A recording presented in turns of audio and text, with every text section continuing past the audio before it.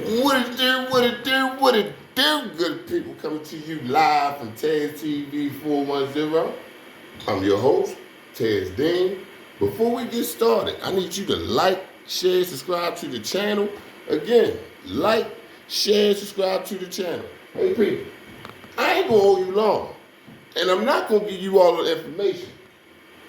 But this documentary right here about Calvert, more than buckets.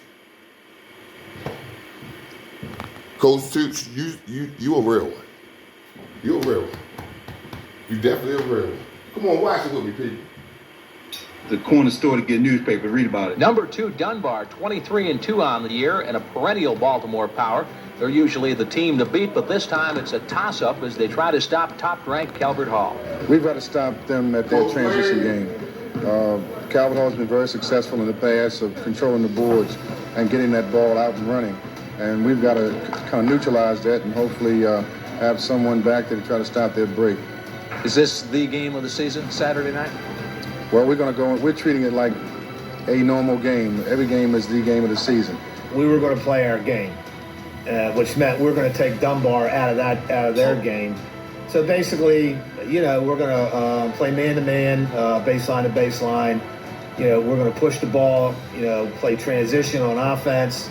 And, basically, again, the idea is to wear Dunbar down. I remember mostly the lead up to it. There was a big deal. It was such a big deal trying to get the game put together.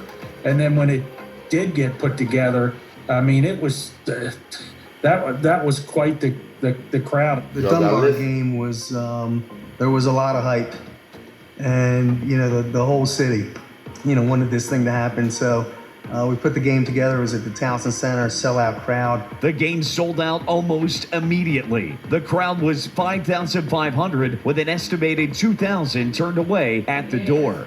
I can remember, I got 10 tickets turned away. to my friends, and my 9 of my friends scalped their tickets for $50 each. Dunbar is Dunbar. Right. Dunbar was number 2. And I think with Calvert Hall, even though you got to make it's number 1, A lot of knowledge you right wanted here, people. to play Dunbar. At that time, who would? Because Dunbar is Dunbar. The game did not disappoint. Y'all heard me The say crowd Dunbar is electric. Dunbar. The game was intense from the opening tip. Yeah, I think we're down 2 at the end of the first quarter. And again, I think obviously when you're playing in front of like 5,500 people, and the intensity, I think the guys are maybe. Some of y'all couldn't play around. Both teams landing most of their offensive punches, with the Poets having a 38-35 lead at halftime. At halftime we're down 3, and I'm thinking we're in really good shape. It wasn't anything that we weren't doing. I think that Dunbar was also playing pretty well. And at that point, the game was basically even up as we went to halftime. With the strong play of David Wingate and Russ Williams, the Poets began to pull away in the third quarter and led 62-52 at the end of 3. We come out and Dunbar just came out better prepared than we were. We weren't pushing the ball like we wanted to. We weren't creating turnovers. We weren't stopping penetration. And we were giving up too many, second and third shots. The Cards have been down before and never forgot their never quit mentality. Also to a man, they believed Paul Kinney had their back. Playing more aggressively in the fourth quarter, forcing turnovers and making stops, the Cards chipped away the Dunbar lead. The Poets rallied to match the Cards' charge, and with a minute 24 left, they maintained a seemingly insurmountable lead of 80-71. And Matucci called timeout.